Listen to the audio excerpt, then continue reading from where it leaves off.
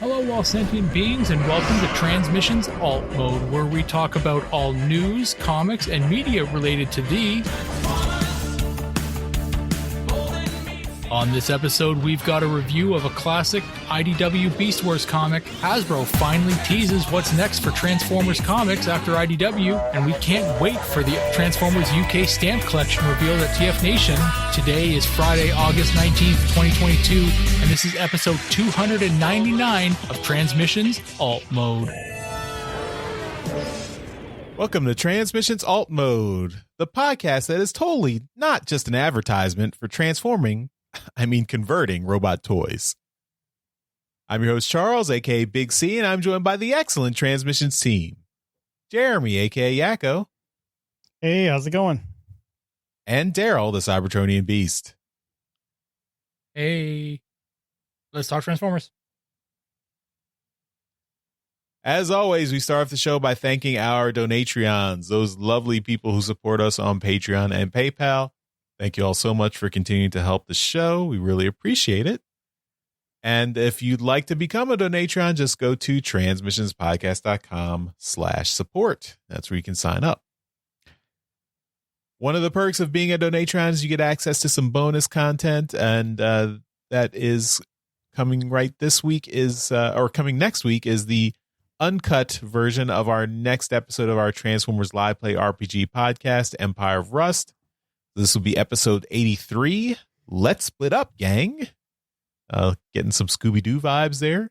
But this uncut bonus for episode, it's completely unedited and lots of stuff, extra jokes put in there.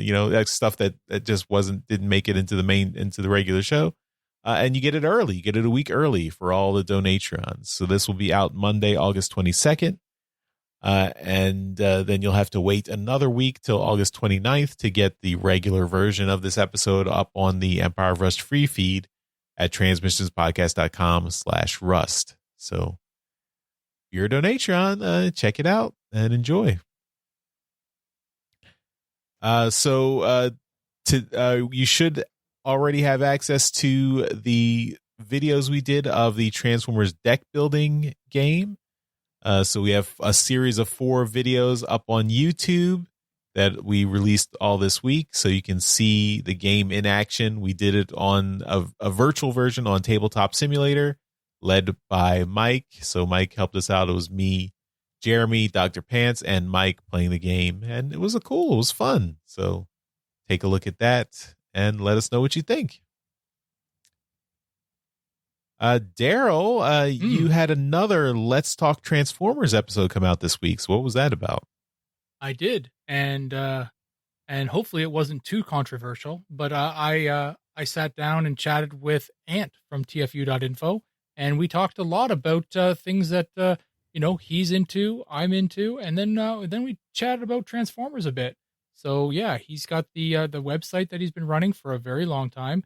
And then he's got his podcast over there as well that he's doing all by himself. So talked about that and how being a one-man show is a lot different than being part of an ensemble like we are. And so it was a fun chat, and we touched on some sporting things as well. So yeah, so hopefully it's fun and you like it, and we're gonna try and do these every other week and kind of get in touch with a few more of the more influential people in the fandom. Speaking of Donatron exclusive stuff, Daryl, you've got something coming very soon. We'll do a full premium announcement in our big episode 500 spectacular next week. But give us a little taste, Daryl. Oh, it's good. Don't choke on it. Dr. Pants and I had been tossing around the idea of being the toy guys and just kind of discussing toys together and that kind of stuff. So we wanted to do something that excluded you two because generally you suck and we wanted to be alone on our own. So we wanted to exclude you from all the fun. That was the main point of it. That was what we were gonna do. So we made our own show up, and we just we're gonna do it for Patreons only though, and yeah, so it's yeah, it's a every other week as well. So I think it's gonna run um on opposite weeks to the Empire of Rust Patreon exclusive show. So yeah, it's just uh Dr. Pants and myself, and we're gonna I'm gonna detail it more. Or I think Dr. Pants will be on with us, for the 500th show. But we're gonna talk about it more on 500. We're gonna detail it, but it's exclusively for Patreons, and I don't think it's at any point now we are going to release it for the rest of everyone. Nobody else can hear it. It's just for exclusive Patreon listeners. All right. Well, also, viewers, it's a video show. Oh, that's right. Yes, I forgot about that. Yes, it is all video. So look forward to that, everyone. All right. Let's jump into some comics news.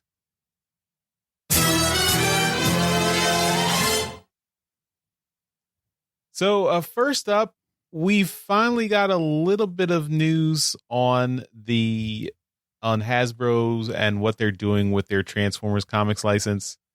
It's kind of non-news because there's not actually any information, but I did pull some quotes here because I thought it was interesting. So this website, nerdreactor.com, one of their people got to talk with Michael Kelly, who is the VP of global publishing for Hasbro. He was at San Diego Comic-Con a few weeks ago, and they did an interview and got him to talk a little bit about what's going on with Transformers. So he's just you could go read the full article at nerdreactor.com. We'll link it in the show notes. But just a couple of things I thought were interesting here. So Michael Kelly says, we're in a bit of a transition at the moment, as you might have heard. So we've been with IDW on the comic book front with Transformers and G.I. Joe, and that's going to be ending at the end of this year. We're not ready to announce who our new partner is, but we've already begun some creative discussions. So, yeah, I mean, still no information. So they have a new partner, and they're discussing the creative stuff. So it's not a matter of them still finding someone. They already have someone on board that they're working with. Mm-hmm. And I mean, we'll mention again, the long-standing rumor has been that Skybound Productions will be the ones taking over the Transformers license, Robert Kirkman's imprint. We still do not have any confirmation of that, but that has been the rumor for the last several months. So I guess we'll see. We're waiting to find out. Another thing that Michael Kelly mentioned, said there'll be plenty of things that people will be familiar with when the new comics start up, because again, we're not going to completely reinvent the brands, but I think what they'll find is a fresh take on the storytelling and the characters, probably develop a little bit more slowly to try and bring some new fans in, as well as by starting out focusing on 2 or 3 main characters and really giving them a lot of depth and a lot of personalities, and then building out the team of characters as we go along. So yeah, that's usually what we do. So that's interesting. If we're going to have kind of a smaller cast in the starting up on a new Transformers comic series, that's what they did with Infiltration, right? Yeah. It's not a bad way to do it. Mm-hmm. Yeah, that so you have my attention, Michael Kelly. Now this is the quote that really stuck out for me and made me just kind of roll my eyes, and like if I was drinking water, I would spit it out. So He says, in some regards, we will do adaptations of TV or movies, obviously, but a lot of what we're doing is actually original storytelling. As far as toys are concerned, we at times will try to incorporate some of the artistic designs of toys, but it's important to us that the integrity of the storytelling always be what's driving the narrative. So we're never going to just say, oh, well, Hasbro is releasing a new toy, so we'll put it in this comic like an advertisement. We don't do that. Really? You don't do that. So these comics are not just advertisements for Transformers toys. Really? Is that what you're telling me? Yeah, I beg to differ. I mean, and this is something that's been a bit of it's a tension with licensed comics. I mean, the licensor really wants to advertise their product, so that's why they license the comics. But you do want, you want the comic to be good, a quality comic, and tell interesting and fun stories, and be something that people are want to pick up on their own, regardless of the toys that are selling. And some Transformers comics do that better than others, and sometimes you really see what you kind of see the toy influence breaking through pretty blatantly. I mean, Combiner Wars was a comic. Titans Return was a couple of comics that was very loosely connected to the Titans Return toys and was really kind of shoehorned in there. Combiner Wars kind of forced characters to move around in the IDW universe that really didn't need to move around at the time. We had Dark Cybertron. I mean, that was a cool story, but you did have each comic featuring a particular character that was packed in as a toy. So they had to be on the page because they were the comic was packed in with that toy. So yeah. I would like it if this were true. Oh yeah, and in the chat, Wolford is mentioning Shattered Glass, just a very recent example. Shattered Glass having two series of Shattered Glass, focusing on the Shattered Glass toys that Hasbro's putting out. So, and that was inspired by the toy line, not the other way around. So yeah, explicitly, exactly. So you don't do that. I think you do that. And actually, I mean, if you're saying you're not going to do it going forward, great. I mean, I would say please try to do that as little as possible, but you do that. But yeah, so I thought that was interesting. So yeah, like I said, go check out the full article. And yeah, but we're still waiting on what's going to happen with the Transformers comics license. Seems that you took exception to this article. just the one quote that said we don't let the toys influence the comics, because they clearly let the toys influence the comics. Mm-hmm. I mean, I mean, that's the whole point of the comics. The comics are the original intent of the comics was to feature the toys. I mean, it's that's it. That all the secondary media for Transformers was to sell the toys. We know that. I mean, that's the whole point of Transformers. Yeah, going back to the 80s, it was a toy commercial. Everything was a toy commercial. We know this. I mean, we still love it, but we know this. We're not we're not naive. Right. But I would personally appreciate fiction that is its own thing, and you can get into the more genres and stuff, because you're focusing on telling a good story and not selling a toy. So. Yeah, definitely. I completely agree with you. And if that is the stated goal going forward, great. I am totally on board with that. Yeah. But don't piss on me and tell me it's raining. So that is going to go on the soundboard.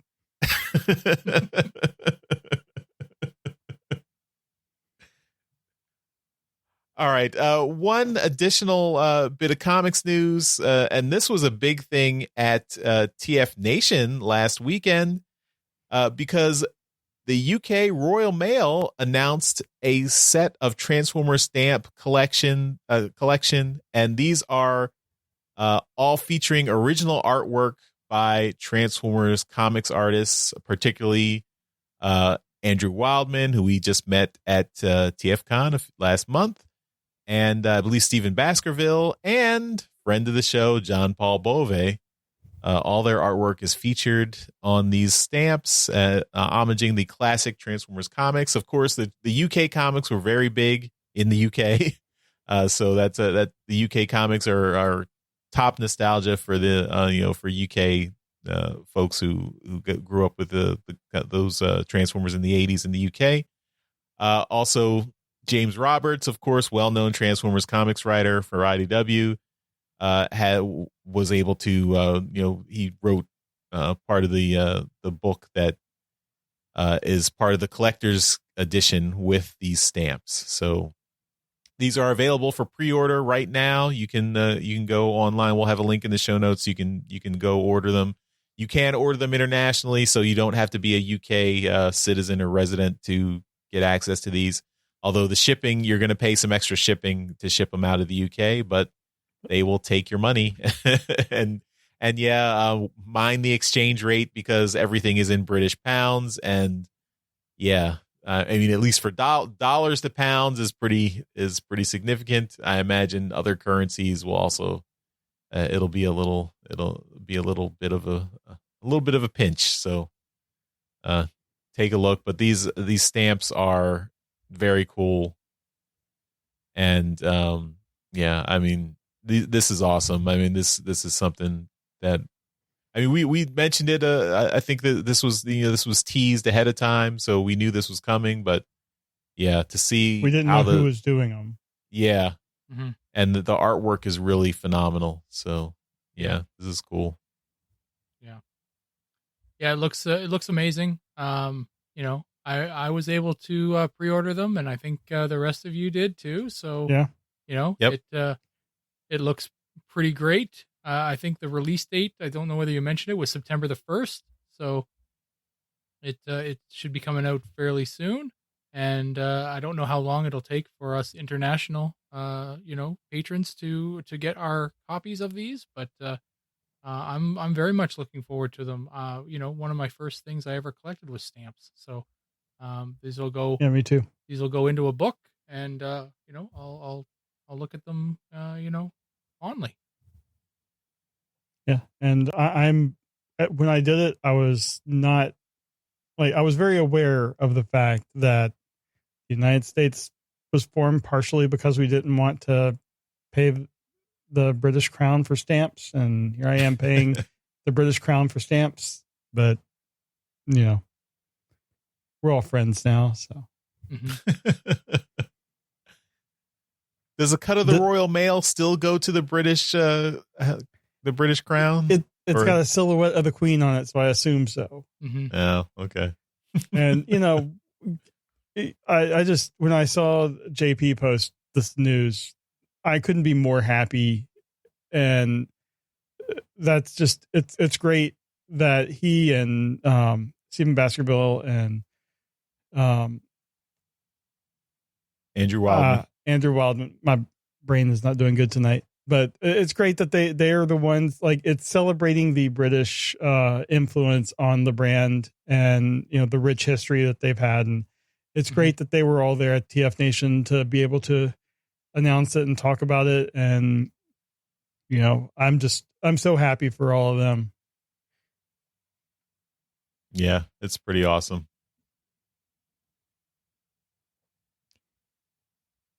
All right. Well, I hope everyone is able to get the stamps if you want them. And they're all pretty cool. There's 13 different stamps, and you can get, there's a collection pack. You can get everything in one go, so you don't have to buy them individually. Take a look. Check them out. And nice that the package that comes with the James Roberts book and everything was limited to 1,984 copies. Yeah. Very nice. Okay, that's all our comics news. So let's go on to our comic review.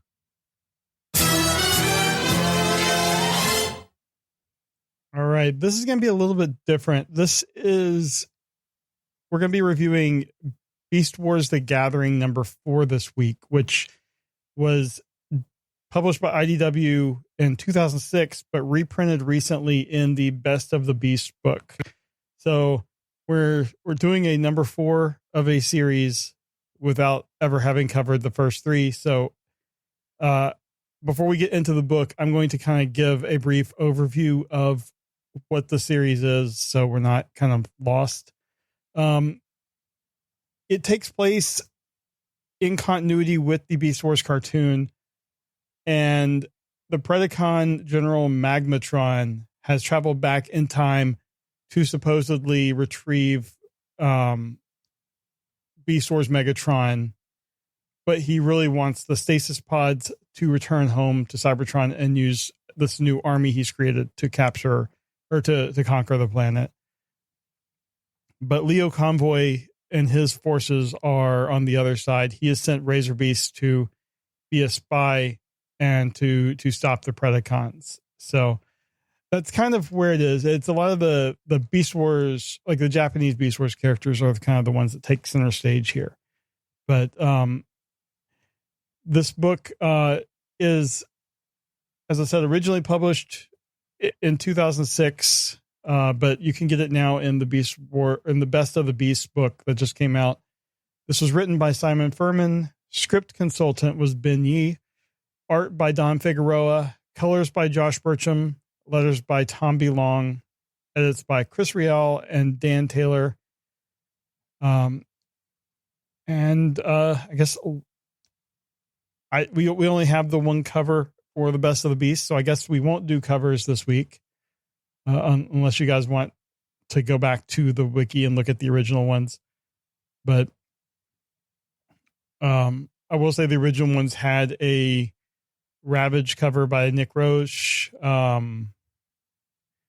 Magmatron and Grimlock cover by Don Figueroa, Magmatron Beast Modes versus Razor Beast by Nick Roche, and Magmatron by Guido Guidi. And then there was a foil cover and a black and white cover.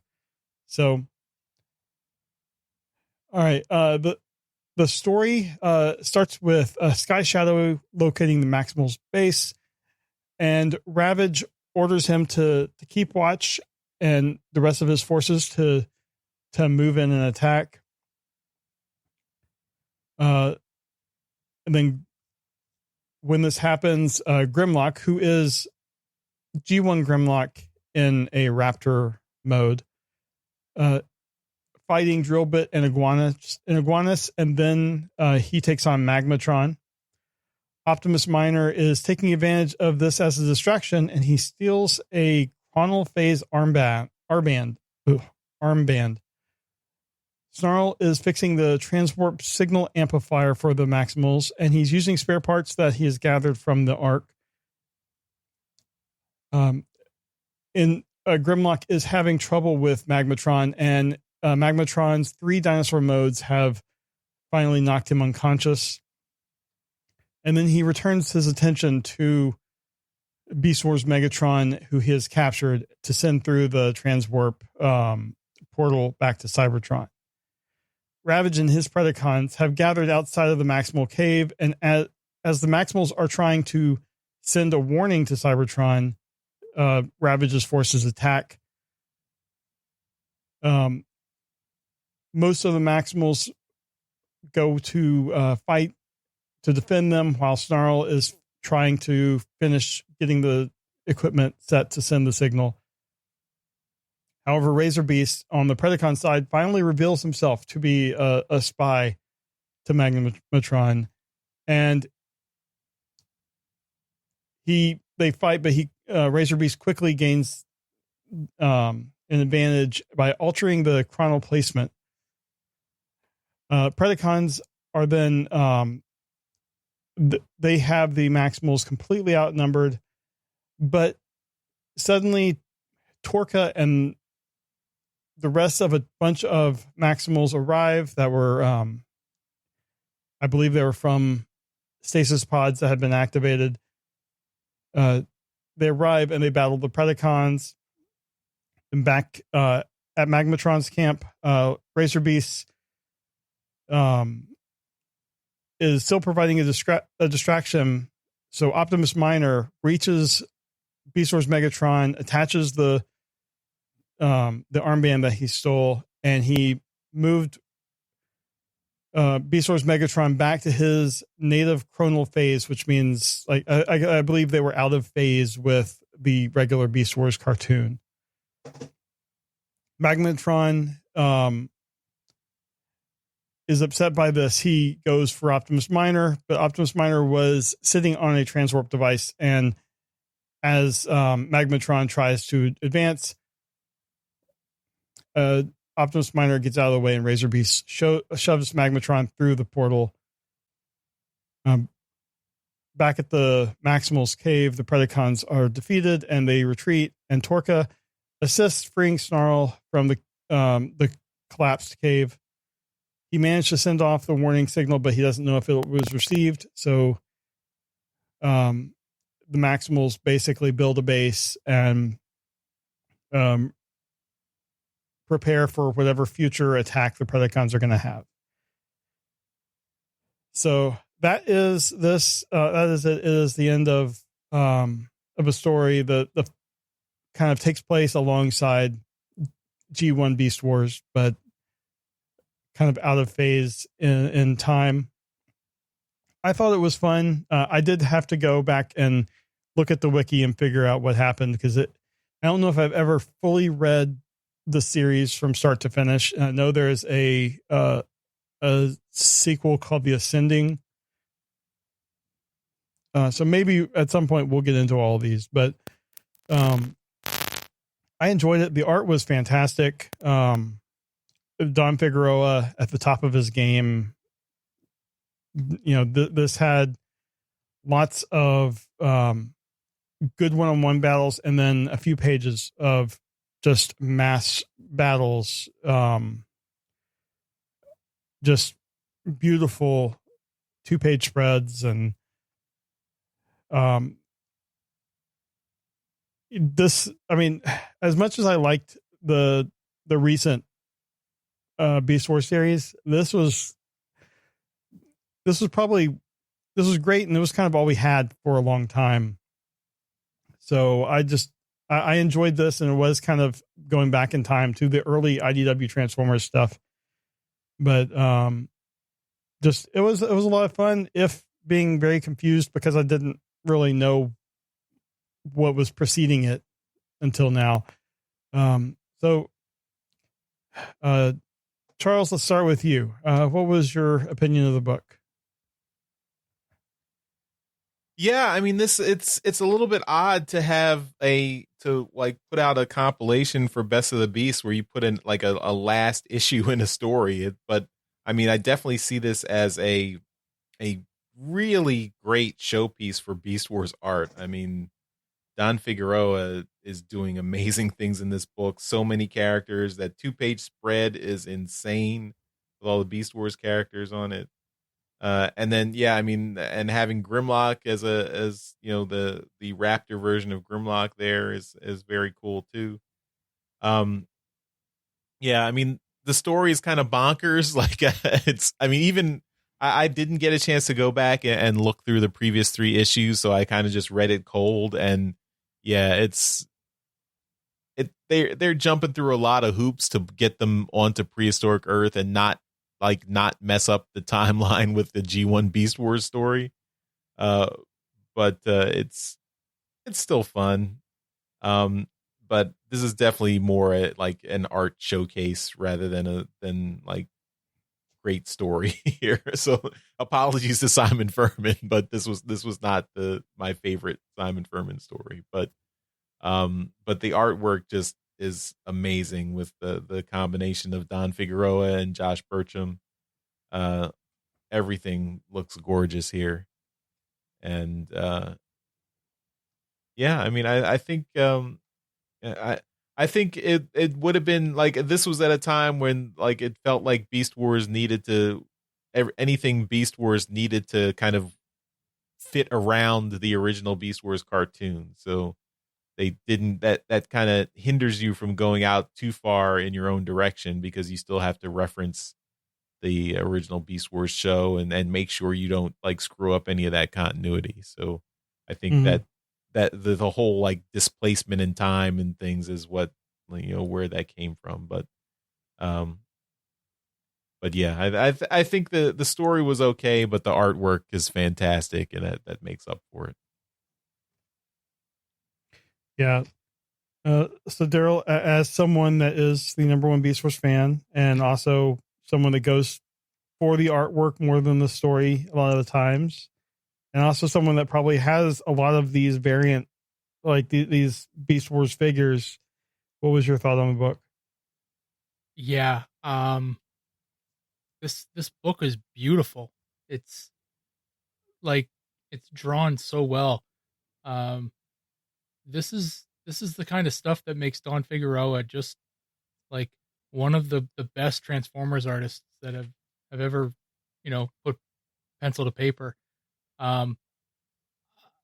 There are a couple panels on this in this book that really stand out. One is a picture of Magmatron, just super stoic and really just menacing.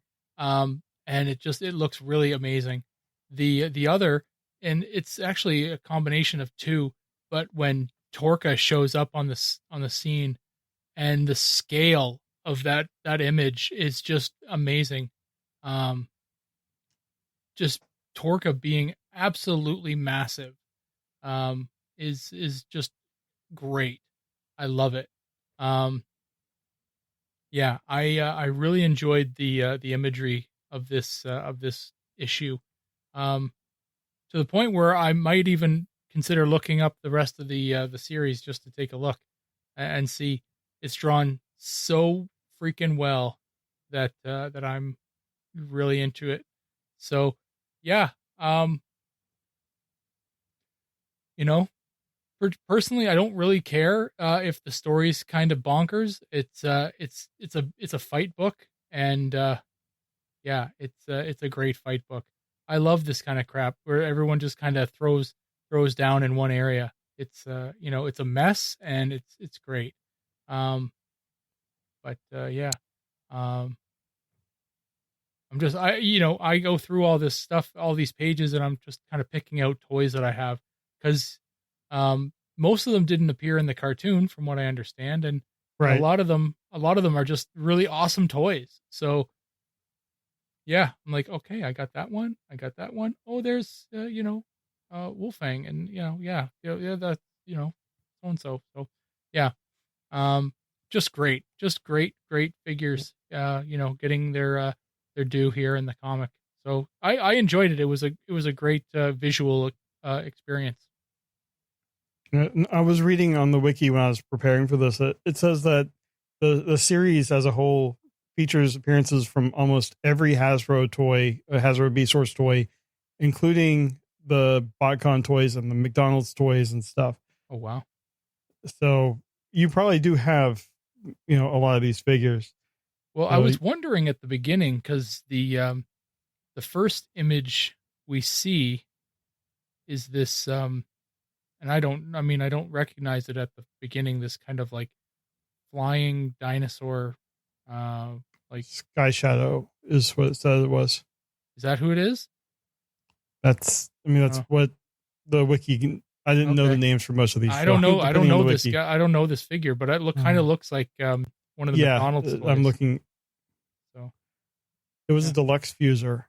Oh, okay. So yeah, cool. But awesome. Well, we are going to be still. We're kind of outside of Shattered Glass. I think we're kind of done with new IDW stuff. So we'll to see where we go from here. We still got one more issue of Last Spot Standing. Oh, right. So yeah, Last Spot Standing, and then the second part of Shattered Glass. And that'll be it for IDW, I believe. But that is our review for this week. All right, and let's move on to Transformers Media News. All right, in media news this week, only one thing to talk about, and that's if you are still playing Transformers Heavy Metal, it's the augmented reality mobile game. They have announced that they are shutting down the server. So at the end of this month, so August 31st, the servers that are running this game will be shut down and repurposed. So you won't be able to play the game online anymore. So if you are able to continue the game through community forums, then do that.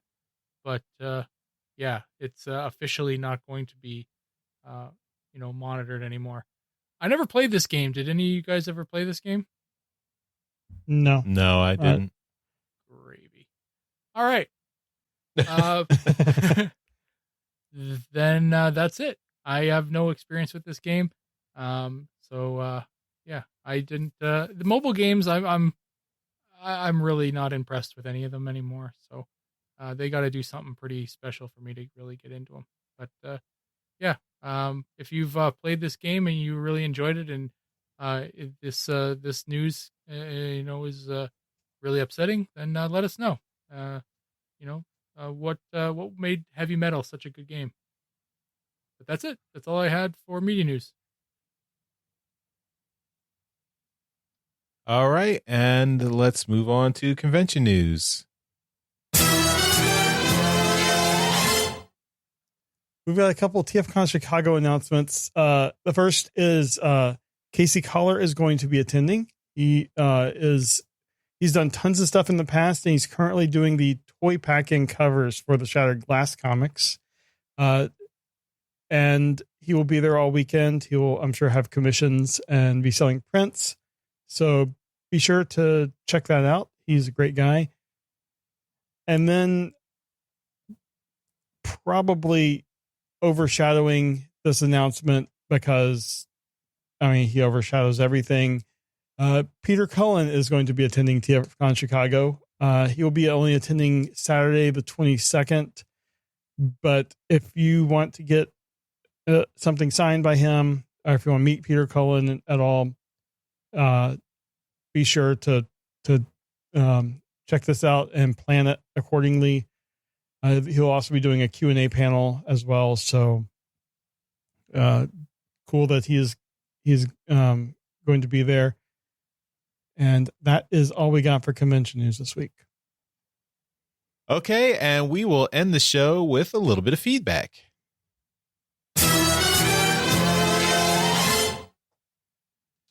So this feedback comes from Mike, our producer and editor of the show. So thanks, Mike, for coming in and giving us this little feedback, because this concerns the Transformers role-playing game that's put out by Renegade Studios. We mentioned the pre-orders last week.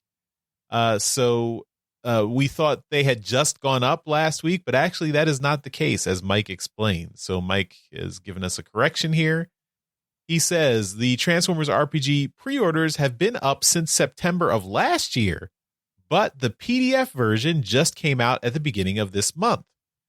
So one of the big Transformers news sites reported it wrong, and everyone just copied the mistake, like us. The physical books, the first adventure, GM screen, and dice are still scheduled to come out in Q4 of this year. I just got my electronic version. So great, Mike. Thanks for letting us know. So yeah, so if you pre-ordered the Transformers RPG book and all the physical goods, the PDF is available for you now. So you can it's basically getting a preview digital version before you actually get the physical books that will be shipped later on this year. So, and if you still want to pre-order it, you can still pre-order it now, and then you'll immediately get access to the PDF after you pre-order it. So, if you are interested in it, now's a good time to jump on it. And thanks, Mike, for letting us know. Thanks for correcting us. Appreciate it. All right. That's all our feedback. So that takes us to the end of this episode. As always, we give a shout out to our Masterpiece Donatron. So thank you once again to John Forex Levengood and Demon Tech 82. We really appreciate you guys for contributing to our Patreon at the highest level every month. So that's why we give you a shout out in every episode. And that is it for this episode of Transmissions Alt Mode. Thanks, everyone, for listening, and we will see you next time. Bye-bye. Bye. Later. Thank you for listening to this episode of Transmissions. If you'd like to join the conversation, travel to our Discord channel at transmissionspodcast.com/Discord. Want some cool transmission swag? Feast your eyes on our transmissions gear at transmissionspodcast.com/shop. If you'd like to support our podcast, go to transmissionspodcast.com/support or tell your friends about our show. We'll see you next time.